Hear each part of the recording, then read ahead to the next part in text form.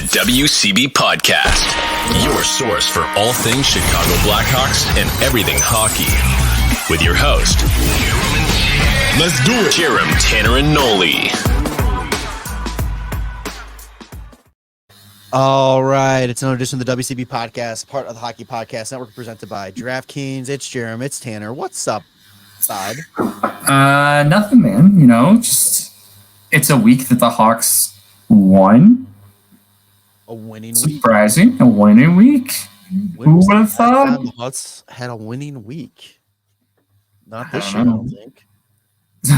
No, I don't think so. Not 20. Well, I mean, depends on what you consider a week. Is it Monday to Sunday or is it Sunday to Saturday? I don't know.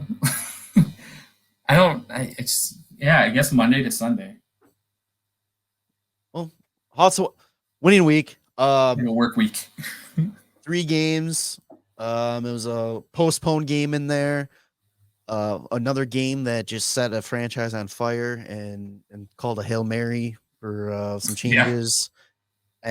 And then we have 4 games on the road, all late this week. Well, early for you, but no, it's not. Why? What is your time zone? It's Mountain. So that's only an hour difference? An hour behind you. Oh my god. And an hour later than these games.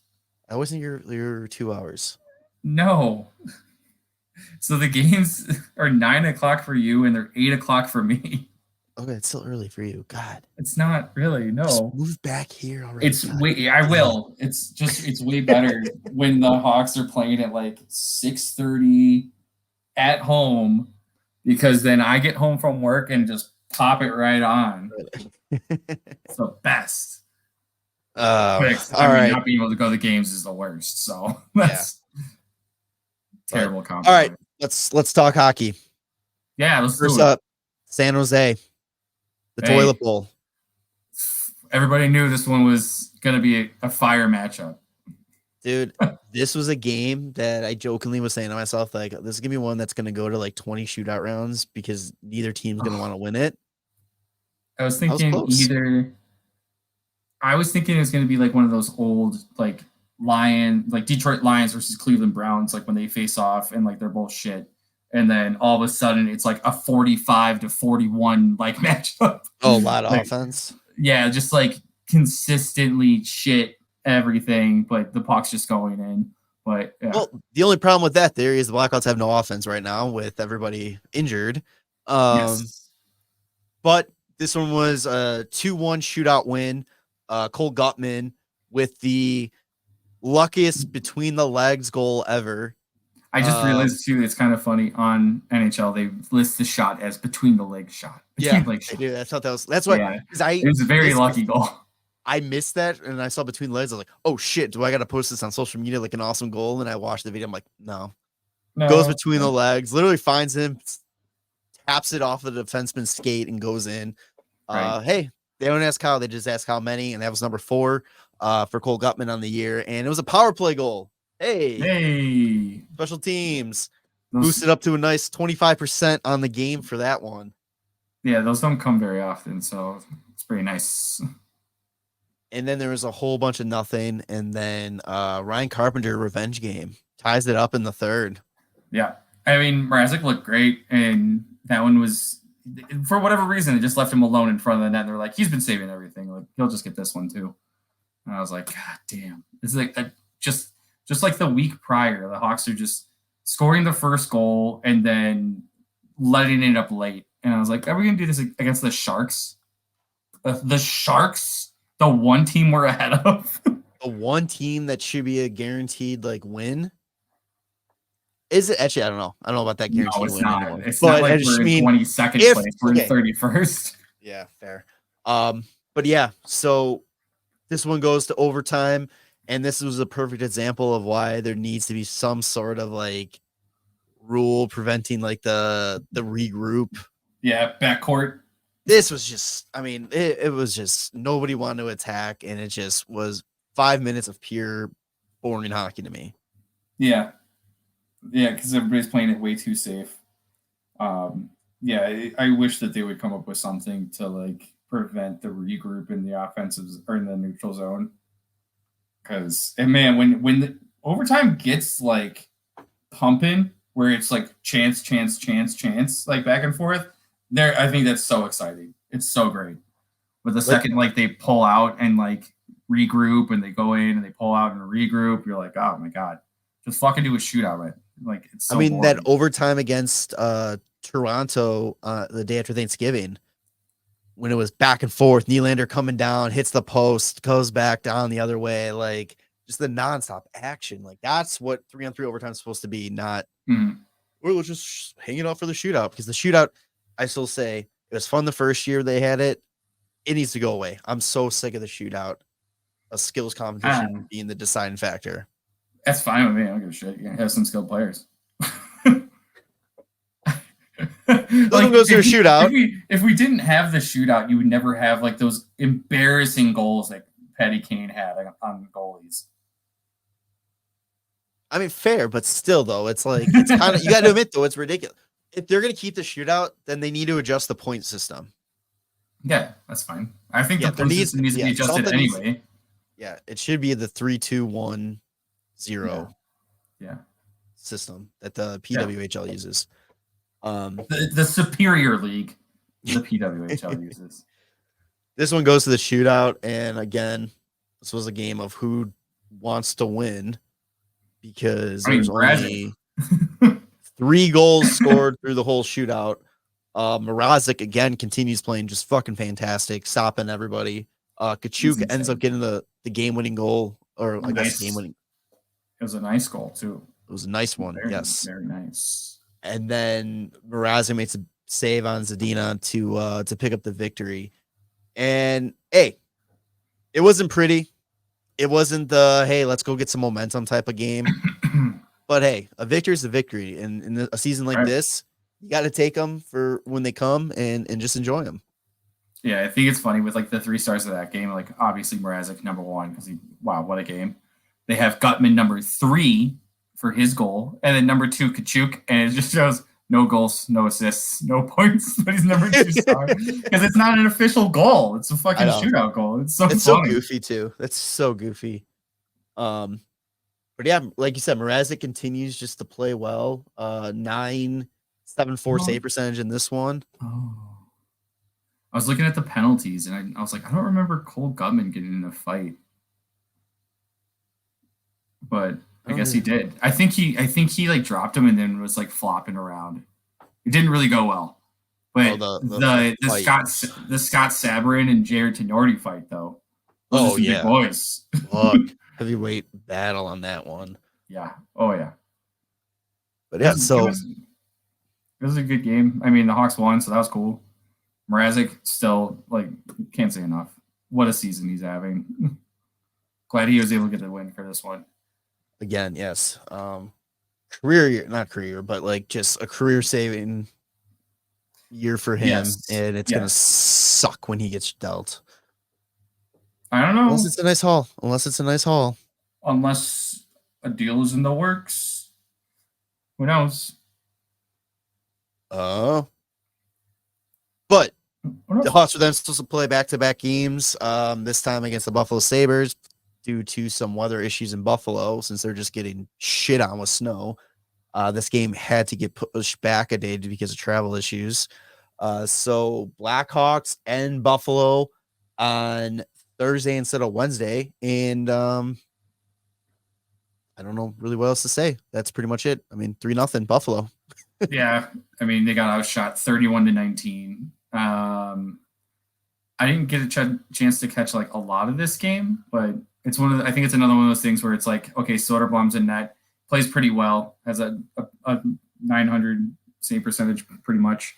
No offensive support because the team just doesn't have it. There was scored one goal against San Jose, and then they're going against Buffalo, and like Buffalo, I don't know, Ukko-Pekka Luukkonen just had a shutout, so he's feeling back-to-back shutouts for him. So it was like his second shutout in a row, yeah. The second goal too. I don't know if you got it up, or you can watch it really quick. Yeah, I can pull it up. but I saw this one off the his one head. below the goal line. JJ That's just Katurka. Yeah, that's a tough one. Yeah, I mean, off of his ear and in. Oh my god. I mean, do you like? Is there really any blame to put on that one? You're a goalie, like. Oh yeah, there's no reason for him to be down. So it isn't that. So that might be the one goal that really was on him. Yeah, that's kind of like a pretty pathetic one to give up because there's no point in being down in that position. Guys are taking a lot more shots from that angle now, though, because it's so awkward because you literally don't have like you're restricted so much on the movement, right? And like you almost panic a little bit because you can't like center yourself on the save. Like you're basically just whatever you can get pressed against the pipe, and then you're hoping it doesn't bounce somewhere crazy. There's so little rebound control that you can have on those kind of angles. So I don't know, like maybe that's why he went down just to kind of protect like the bottom part of the net if he were to like slide it through. I don't know. It's still kind of silly to me that just puts it off his head. It's so funny. Yeah. But then look at the other two goals too. The first goal of the game was a tip in. Mm-hmm. Not really much you can do, and then the Dahlin goal to make it 3-0 on the power play. That also looked like it had to been redeflected by a Hawk, I think, because it looks like Jacob Megna might have gotten a stick on it. Yeah, especially since Dahlin still got credit for the goal, and that goal definitely fucking changed his direction. Yeah, he was moving, and then it just goes far side, and you can just look at him like, fuck, what the hell? So, I mean, it sucks for him, but I hope he's getting some confidence a little bit because he's not playing bad. Like, he's had a good streak of games here. Yes, since the new year started, he's played very solid. I don't think he's had below. He's just getting the Mrazing treatment from last season, where he just plays well but doesn't get any offense. So far in January he has a 943 and then a 903 and a 903 in 3 games. Yeah, so and he's faced 35 shots, 31 shots, and only given up 8 goals. It's not bad. Nope, he's doing okay. Also the fucking goat head, love it. I wish they'd bring that jersey back full time. It's sweet. Love that jersey. And then the following day. Why is it called a goat head? It's a fucking because that's what it's called. I know, it's just so it's called the goat head because it looks like a goat head. It looks like a buffalo. I don't know what the fuck everybody's thinking. All right. Anyway. God damn, this is the back. Not doing this argument again, Tanner. We always this argument always happens when this jersey gets brought up or that logo gets brought up.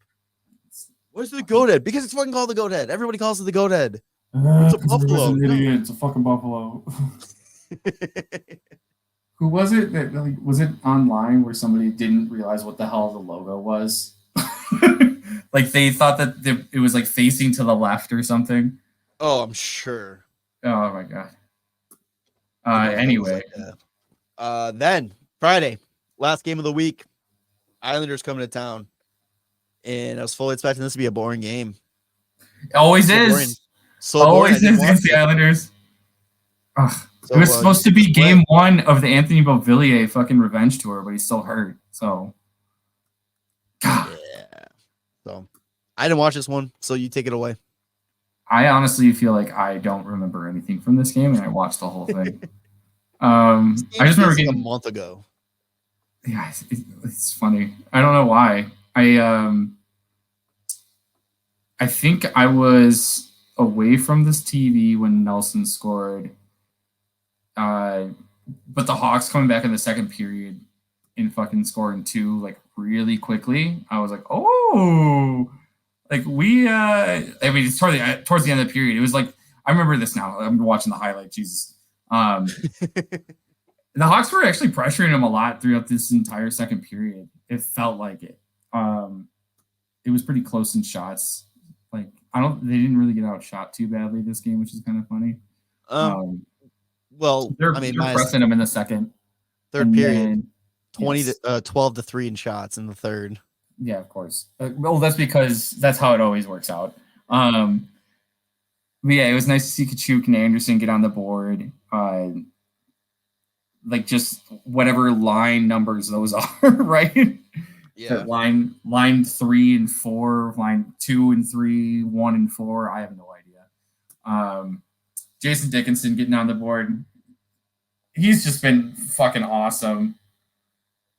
And it was just a gorgeous tip in that he had. And then that's when the Islanders turned everything on like hard. And, you know, they end up scoring 2, tie the game. And I was like, fuck, well, I thought we were going to have it. Okay, well, I guess that's just the way it is.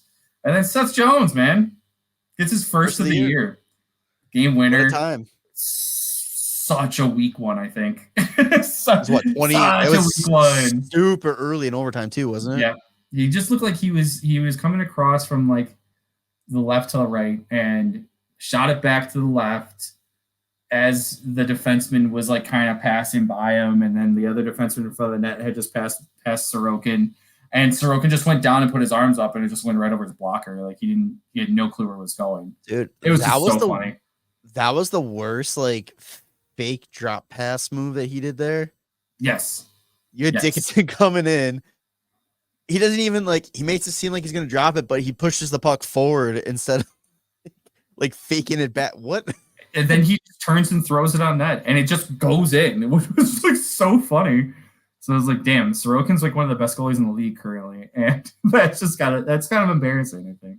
Yeah, I almost dropped him in fantasy because of that. You don't let Seth Jones just score on you like that. I'll trade you Shesterkin for Sorokin. Yeah, anyway, Hawks win. Who would have thought Hawks would have won this game? And this is the one that just destroyed the Islanders. Yeah, we'll get that in NHL talk though. Yeah, absolutely. But yeah, so Hawks finished 2-1 this week. Yeah, it's crazy. A winning week. Yeah, a winning week. They went perfect in overtime and shootout. 2-0.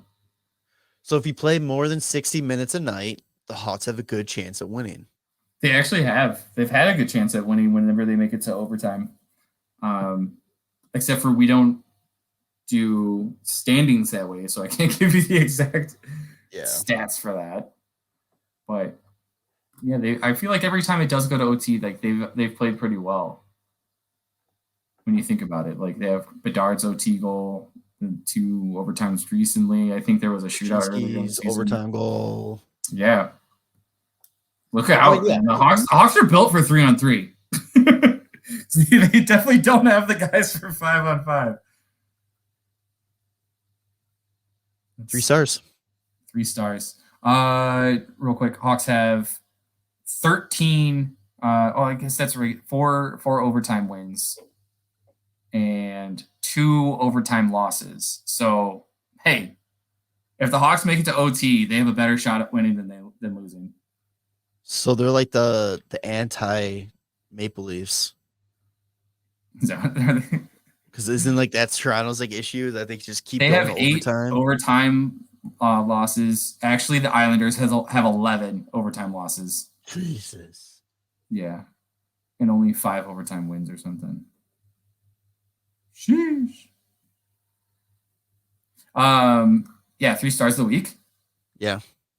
All right. Number 3. Shoot. Okay. Seth Jones. Seth Jones, game winner, first goal of the season. Why not? Gotta hand it to him. Number 2. Jason Dickinson. Yep. 1 goal, 2 assists for 3 points, +3. That's right. On the week. 62.5 face-off percentage. It's pretty nice. God, man. I don't know if he's on to another extension. Like, let's go. Right. Get him longer. And then obviously number 1, Petr Mrazing. 2-0 on the week. Who would have thought? 941 save percentage on 1.91 goals against average. Honorable mention, Soderblom for sure. Definitely. I mean, despite not picking up the win, I mean he's been doing great. Nice motivation there. Joey Anderson, I think he had a great week too. 2 points in 3 games. Nice seeing him pick up his first goal this season too. and What was he's his one of those first? guys that it'd be nice. It's not going to be one of those like $4 million kind of extensions like Dickinson and Oh, yeah. Foligno, but I would be nice to see them re-sign him, give him maybe like a 1-2 year deal. Well, just to keep him especially around. since that line that they had when it was Foligno, Dickinson, and Joey Anderson before Anderson got hurt was lighting it up. They were on fire. Oh yeah. So yeah, I mean, I agree. Like, you already have Dickinson on an extension, Foligno on an extension. Joey Anderson can play really well with them. He's played well with other guys too. Because like, who's on his current line? Is it Chuk and Chuk? let's see tonight. Well, let's pull up. Was it Dickinson and who the fuck is on this team right now? Joey Anderson, Dickinson, and Blackwell. That makes sense. Yeah. He's played well with everybody that he's played with. And what is this the lineup for tonight? Yeah, tonight. Foligno, Kurashev, Raddysh. Fucking Raddysh, man. I don't know. I don't know what his deal. Oh, I don't. Maybe that was my thought. Was like maybe trade Raddysh at the deadline. I don't know what his deal. On the anniversary of picking him up, you're ready to trade him. Yeah, pretty much. He's gone from having 20 goals last year to having 5 this season, and 5 assists, and he had like 37 points last year. He's been hurt, man. Not really. He's played 41 games. Jason Dickinson's played every game at 46. He's the only one that's played every game. Iron Man, baby. Let's go. No, yeah, I totally, like I said before we start recording, I forgot he's a part of this team. Yep. Because of like how little he's done. Like, he's the Tyler Johnson for me this year. Like, I always forget Tyler Johnson's on this team. Yeah. Yeah, Taylor Raddysh is playing that role this year. Yeah, there's a bunch of guys that I thought, could potentially be pieces for, this next era of. Oh, what's that? I remember now. It's Anthony Beauvillier is the guy I was thinking would make sense on Carolina. It's like a trade to Carolina. I was like, who the fuck was it? I can't remember. But yeah. I'm sorry. I was just looking at like who we have on injured reserve to see if there was like any time frame on Tyler Johnson. Still unknown for everyone. Week to week for Athanasiou. I think Athanasiou's done for the year. You think so? I think so. It's bad groin injury, dude, and that's his entire game is skating. Yeah. Jeez. Everybody's hurt.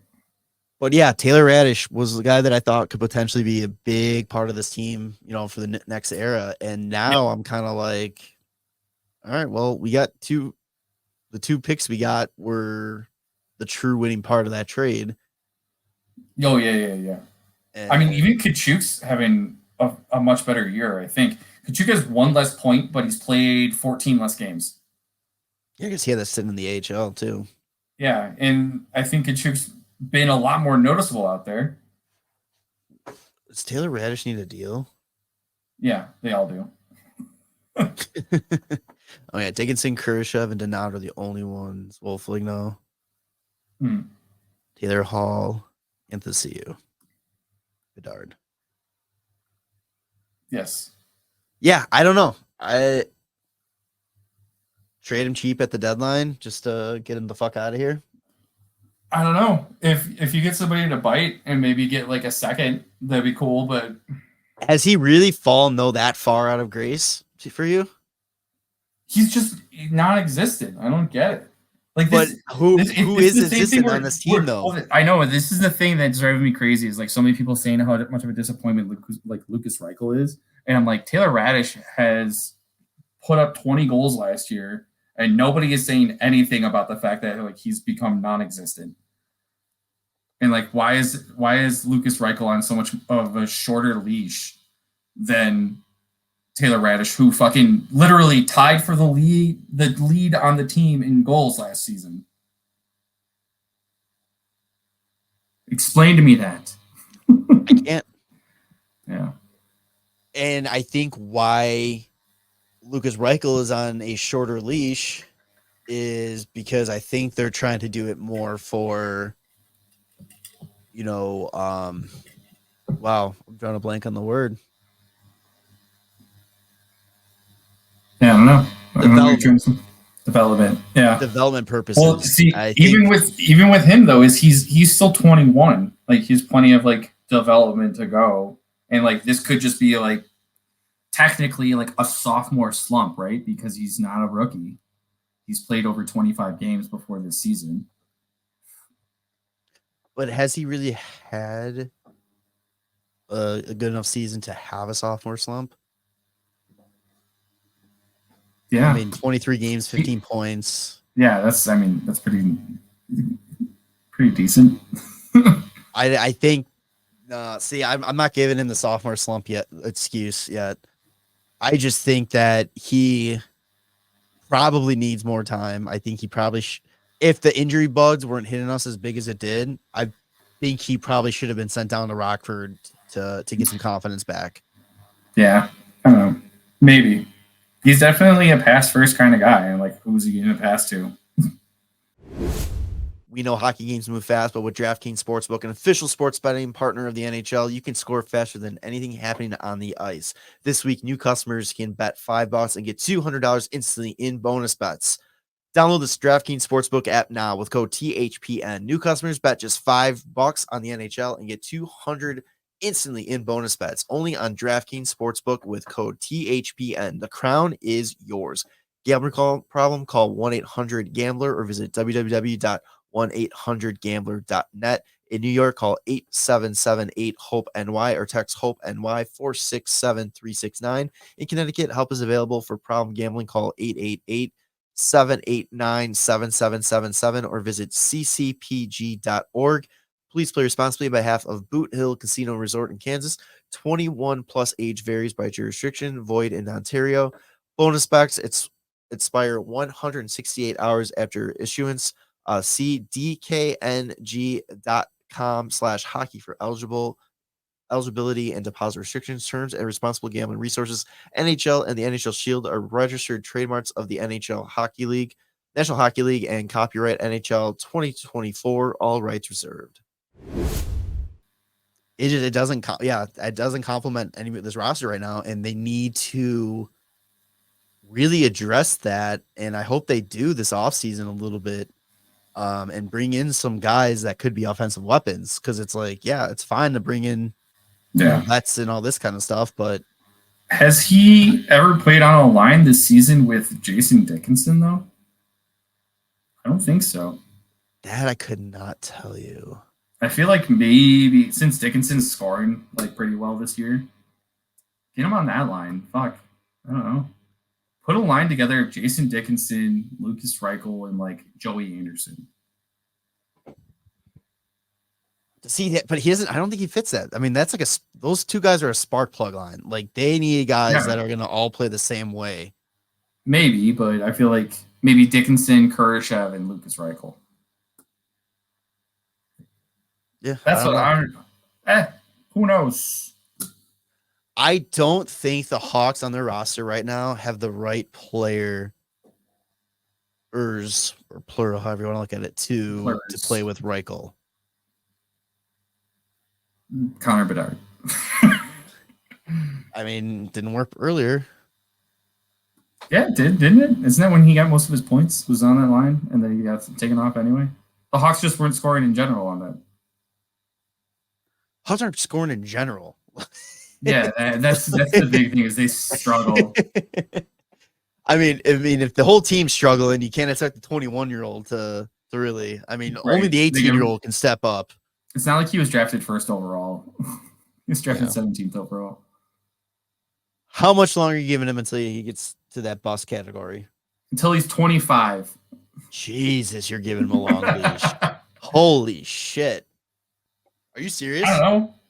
No, probably like 23 at least. One more year? I'm still giving him a few more years, man. This team is not like great. And like he shouldn't be looked at as like some sort of like offensive dynamo that's going to be saving this team. It's going to be interesting to see what they sign him for. Yeah. That'll be interesting. I'm sure like it's not going to be anything crazy. It's going to probably be like Kurashev. Kershaw was only making like 1.25 or something last year. Let's see. Kershaw. Oh, Last he was year only was making 842,000. yeah. Or no, sorry, 925. He was making 925 with bonuses. The cap hit was $8,425. $1 million for 1 year. Prove it, kid. I mean, if he only signs a 1 year deal, but who knows? I don't The think he's Hawks signing might multiple push for years at 2. this point. Hawks might push for 2 and be like, "Hey, all right, we have you. This is your time frame. You got 2 years. Show us what you got, like to bring this back up." And then, I mean, I'm sure they were planning on having him signing a much larger ticket at some point soon. So it's kind of like you have 2 years to prove like what we were looking for out of you. How about this? How about we trade him to Ottawa for Shane Pinto? So that way he can go play with Timmy and, Play with get Timmy some, Stutes and fucking tear it up. Oh my god. and get some fucking home cooking. That'd be scary. And Ottawa would still finish 6th in the division. Yeah, maybe. Probably. Shane Pinto would be pretty nice though too. Man, I don't know. I wouldn't say no. Like I said before, I'm just playing devil's advocate here with like how much of a leash do we get? Like I don't want him to get moved. I think he deserves more time. But I also wouldn't be shocked if he's moved around the draft or something. Like a Kirby Doc kind of thing. Kinda, yeah. Like a sweetener or something, I wouldn't be shocked. I don't think it's gonna happen, but it's one of those things where it's like Ottawa comes into the draft and they just give us their first for him. First and Shane Pinto. We got okay, sure. You can have Reichel then. Yeah, makes sense. But yeah, like I said, like I don't want it to happen. I don't think it's gonna happen. But if it's like, breaking news, Blackhawks trade Lucas Reichel, I'd be like, yeah, all right, makes sense. I hope not. I hope he turns it on, whether it's this year or next season. Yeah, well, just because he was exciting to watch last year. So I don't know. He's excited when he's feeling his confidence, like, and it is fun to watch. Like I just remember going to see him. He played against Arizona in like February last year. It was like one of his first games back after getting called up, and he didn't get a goal or anything, but like he could have had 4. Like he just was feeling it, and that's what I feel like it's been happening. Like in some of these games this year, is like you can see him feeling it, and it just doesn't go in. And I wonder if that's just like what's shitting on his confidence so hard. And that's why I think I really wish they would just maybe send him down for like a week or 2. Mm-hmm. Let him tear it up a little bit, get some confidence, because he's proven he's not an AHL player. Like he's proven he can play down there and just outperform majority of the guys down there. Get that confidence back, bring him up, and then let him loose. Yeah, we'll see how him just being scratched goes. Yeah. Tonight, I guess we'll talk about the week preview then. Tonight, yesterday when this gets posted, the Hawks have played Vancouver, the first place, not just in the division, in the NHL. Vancouver Canucks, who had that on their bingo card this year. He's the health bomb on that one. So is Cole Gutman. Papa Foligno back in the lineup tonight. Super excited to have him back. Had that veteran presence back in the lineup. I mean, this team I feel has made some good progress. I honestly think I can't wait till this offseason he gets this C. I think that's going to be fucking cool. He deserves it. They should just give it to him now. Like he really deserves it. I'm curious about like this Vancouver game. Like if they're not playing Gutman and Reichel in favor of maybe a little bit more grit in the lineup, because I don't think we're outskilling Vancouver. They're on fire this year. Yeah, they are also on an 8-1-1 in their last 10. Oh no, this is not going to be a good week. Oh no. Yeah, tonight Vancouver, tomorrow Wednesday. So tomorrow is Seattle. Thursday Edmonton Oilers, which has got a little extra. A little Nothing Corey to that Perry one. revenge game. Yeah, and then He's going to Saturday against score, and then he's going to point to the crowd, but it's actually going to just point to Kyle Davidson. He's not going to be. I don't think Davidson's going to be there. Whatever. He'll be It's there. so funny. Will 100% be there. In fucking Edmonton? Dude, the GMs travel with the team. I don't know. I wouldn't. Especially we're like a month or so out from. Yeah, I guess that deadline. makes sense. I don't know why. I just thought that he might just be hanging out at home. It's like, let me know how it goes. Well, hey, KD, it wasn't good. All right. It's fine. Yeah. You want to talk about his stuff now, or do you want to wait till NHL talk with Perry? Well, then the only other game is the guaranteed win on Saturday against Calgary. Goes to the All-Star break. Just cannot beat the Blackhawks. I love it. Yeah, then they have a nice week off because the All-Star break coming in. Hawks will have no All-Stars this year. Yeah, which is fair. A little disappointing. It's fair. Yeah, I feel bad for Dickinson and Mrazing. I think they both. They deserve it. One representative from every team, unless that person gets hurt, and then all right. I mean, I get it. I feel like if you're still doing one representative, like send Jason Dickinson, because like you had all the vote-in people already, like those guys didn't get voted in. Like who's what is it? Eichel is also hurt, but does Vegas have anyone else going? Let's see.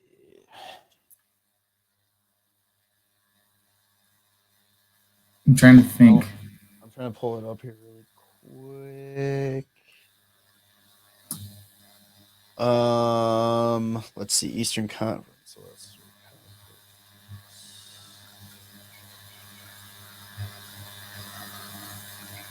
No.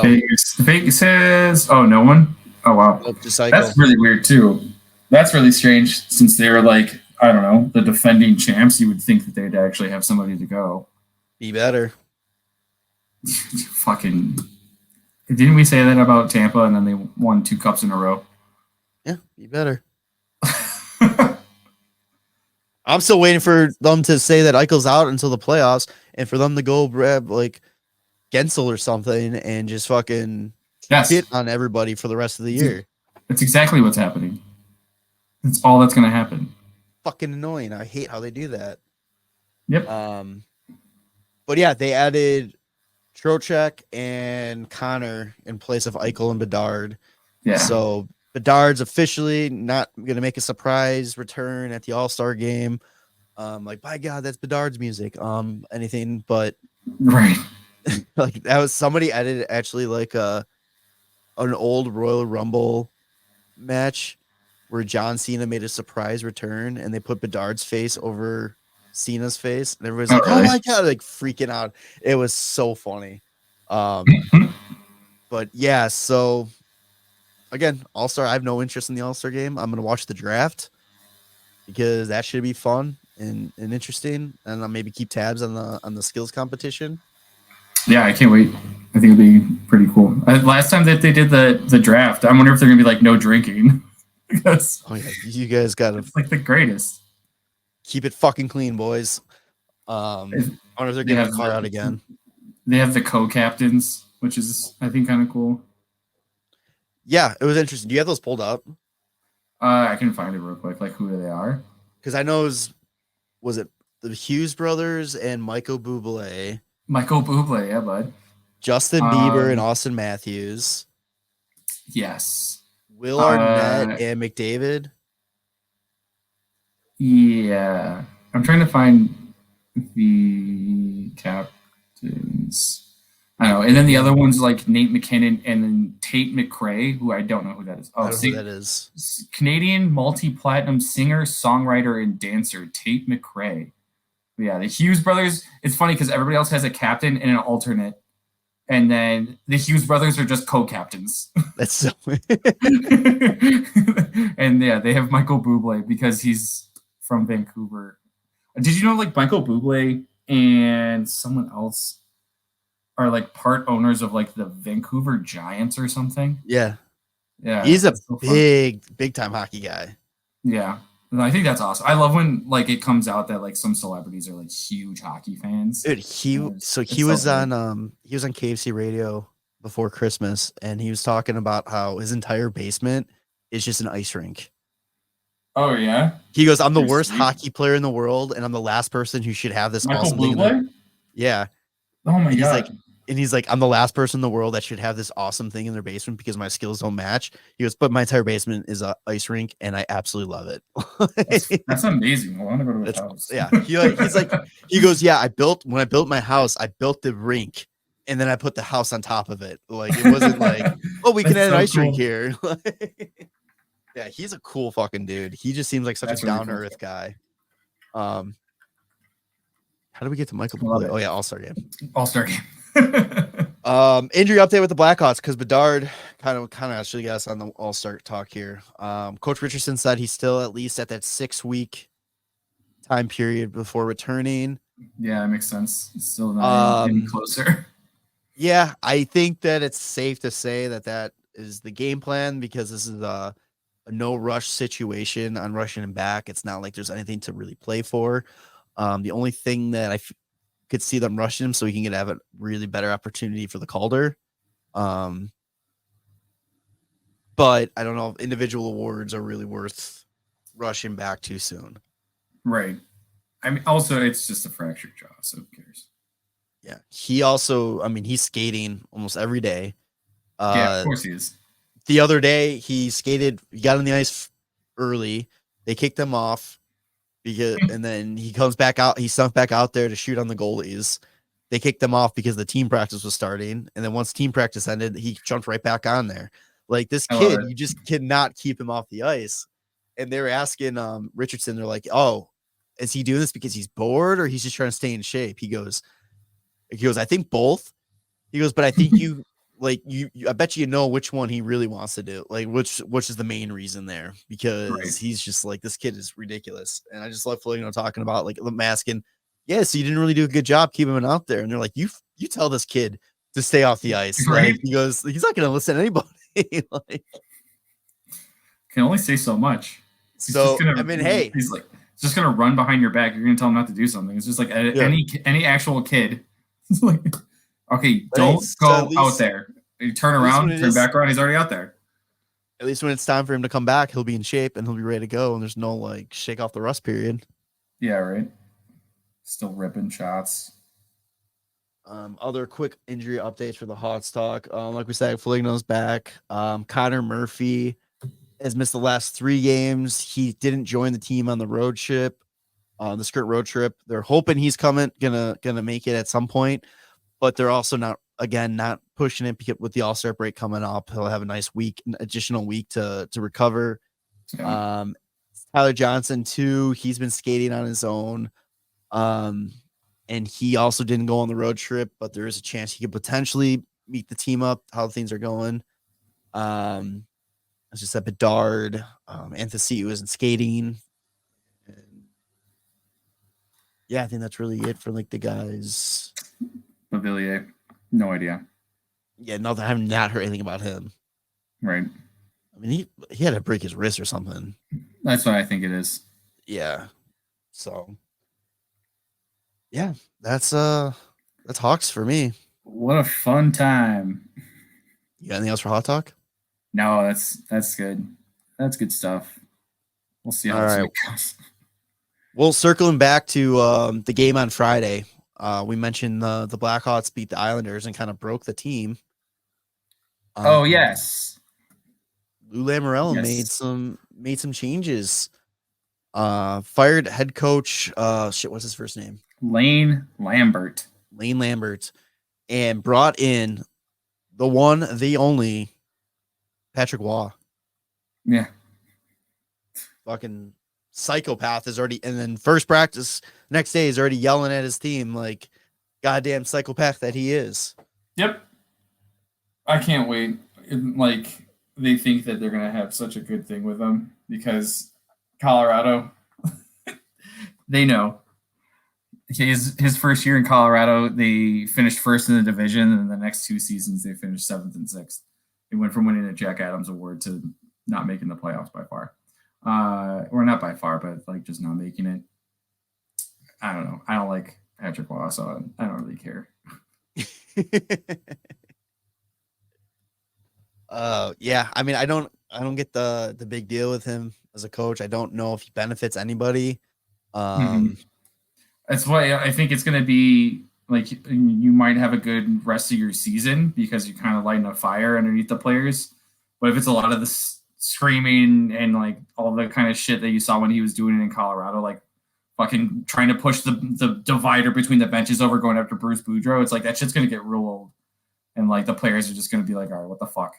It's gonna be like a Tortorella situation. Like, yeah, they put up with it for a little bit, but then by year 1, year 2, okay, we're done. Right. Like, we're over this.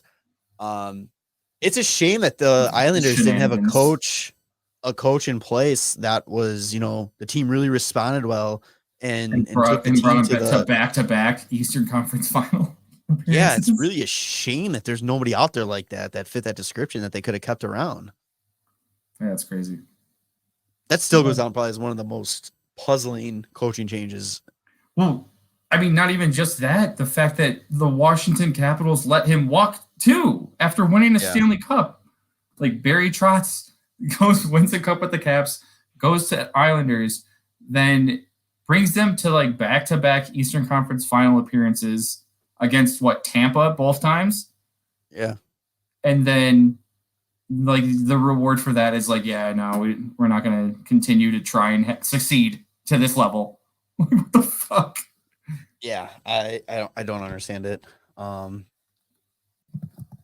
hey, their loss is Nashville's gain because he's now the GM on there. Which also I think is a weird fit. I wonder how long he sits there until he pulls Lou Lamoriello and puts himself on the bench. I don't know. I'm most surprised Lou Lamoriello to put himself on the bench in the Islanders for now. Why? Because he's done it, but New Jersey. Oh, I don't know why I'm thinking of playing. Oh. Like, yeah, Lou Lamoriello's got like a lot of mileage still to go on that ice. So Lou Lamoriello's gonna suit up. It's like, oh my god, he's a madman. Edmonton Oilers dead and in the water to begin the season. Now on a 13-game heater and just absolutely climbing up the standings. Yeah, what did I say when you asked me? Is it time to say that they're done? I was like, no. If any team can come back from this, it's that team, and man, they are in. They're in a playoff spot now. What's insane is like this shows you how bad their season started. That they're on a 13-game winning streak and they're still 12th in the league. Yeah, that was a pretty poor start to the season, and it's funny because it's like as soon as they made the coaching change, and like that's when things started to turn around, right? And now you're seeing all these other teams trying to do it, and I think Ottawa so far is the only one that's like maybe gotten worse since the coaching change. Ottawa's just such a joke, man. I don't understand what's going on with them. It's really funny though. It's crazy. Edmonton's just on fire though. I mean, it is. And McDavid too. During that span, he's just showing why he is hands down the best player in this league. The only other player having a better season than him right now is McKinnon and Kucherov. Kucherov. I feel like he's slowing up though. Yeah, I can see that because McKinnon's he just entered first as or just took over first places for like points getting. McDavid's only got 59 points. Why did I think he had more? Because he started the season really slow. Jesus. Okay, maybe not. Okay, I kind of take my comment back. Well, remember, like when the season started, it was literally JT Miller, Quinn Hughes, and Elias Pettersson were just stepping together in first place. Oh yeah, that's right. And then Kucherov took off, and then like now Nate McKinnon's been going absolutely bananas. Yeah, it's been a fun year. We have a lot of 100-point getters this year.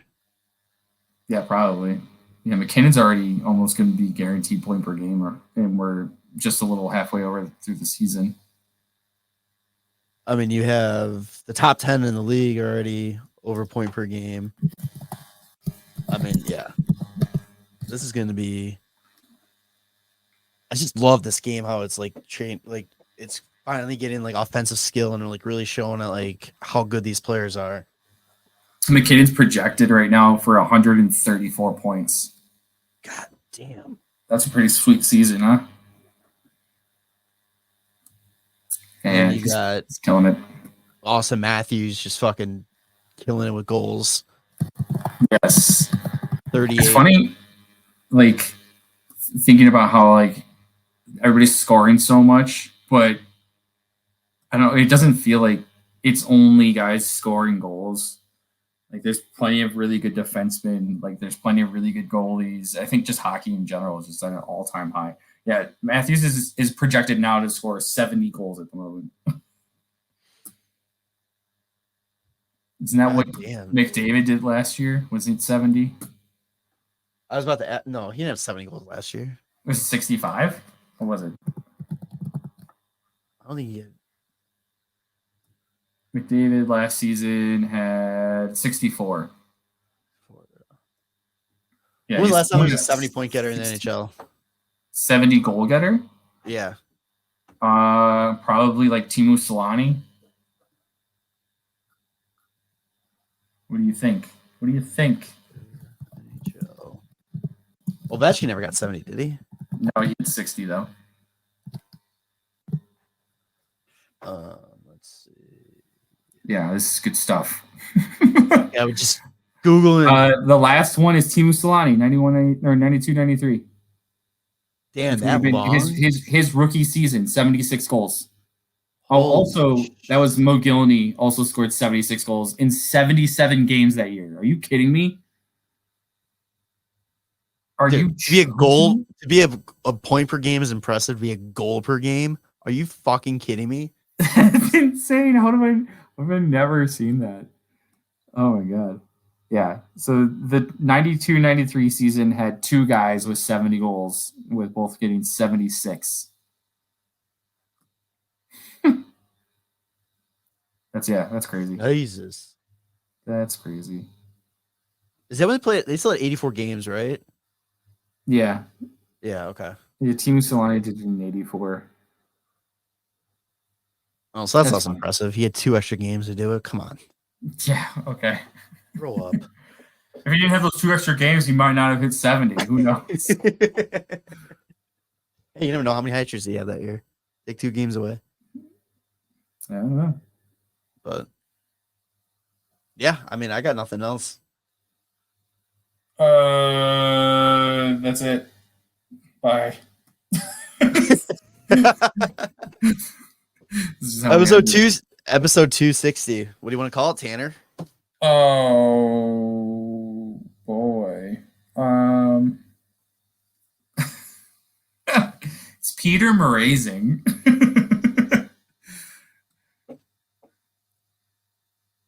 He's just so good. And it has to be spelled Petr and then Mrazing. That's exactly what I've written down. I'm bad at spelling, I'm bad at pronouncing, but I can figure that one out. All right. Make sure to follow us on your favorite podcast feed, Apple Podcasts, Spotify, all the good ones there. Subscribe to the YouTube channel, social media at WCB Podcast. Promo code on DraftKings THPN for some exclusive offers. Especially you got the conference finals or conference championships for the NFL and Super Bowl coming up. You know, get some bets in, win some money, and yeah, we'll see you in the next one. All right, love you, boys. Bye. Thanks for listening to the WCB Podcast. Be sure to subscribe wherever you heard this podcast. To connect with Jarom and Tanner, check out the boys at WCB Podcast on all social media. We'll see you next time.